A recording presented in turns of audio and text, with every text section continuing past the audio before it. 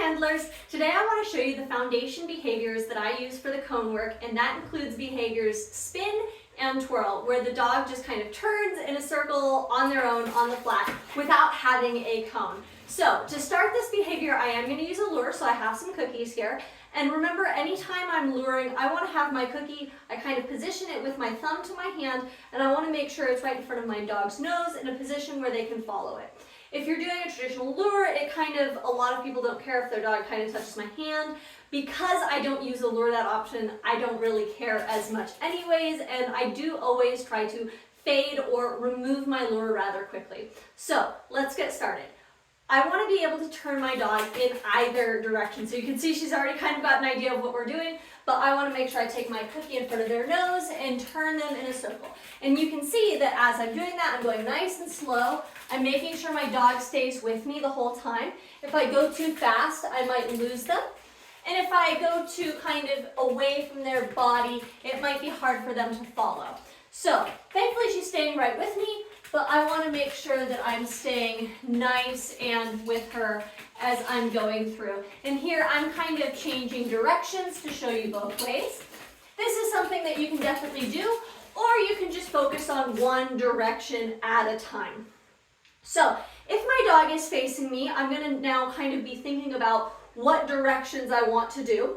When I go when my dog turns over their right shoulder, they're kind of going in a clockwise direction. I call that spin.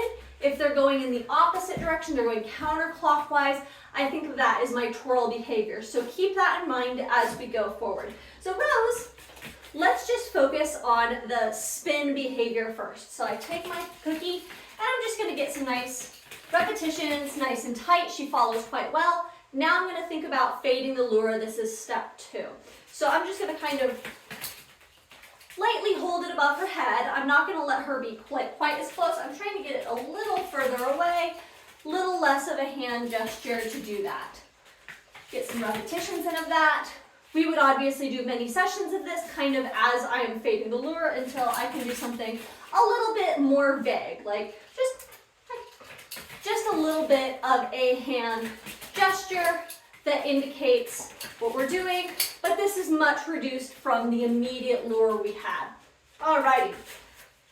When I feel confident that I can get my dog turning and I don't have very much of a lure, I maybe just have a small hand gesture, that's when I want to add my cue. So I'm going to say spin and give my hand gesture. Spin. Yeah, good job. Spin. Good job. And I'm trying to make sure I break it apart, so I need to do a better job of that. So spin, and then give the gesture. So the word always comes before the gesture. It's really easy as you're doing a lot of repetitions to kind of be doing both at the same time, when really we want the spin word to predict what's coming next, that there's this gesture, the behavior, and then the reward. I'm going to grab some more cookies. So now that we have our spin behavior, I'm going to do twirl now. So we're going to start the process over and make sure that we can go the other direction. So we've got a nice pattern follow. Now I'm going to start to fade the lure, so I'm going to use a smaller gesture. We're going to get the hang of that. If the dog makes a mistake, no worries. I like to try it again a couple times, see if it was just an anomaly. But if they're making too many mistakes, they're like, I don't know, you've taken away the lure, I probably need to do a few more repetitions and do a few more sessions with that lure in an easier place to follow. But right now she's doing great.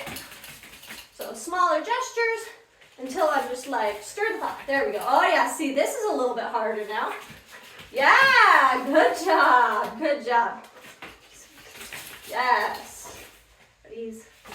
Yes, alrighty. What if I say twirl? Good job. Twirl.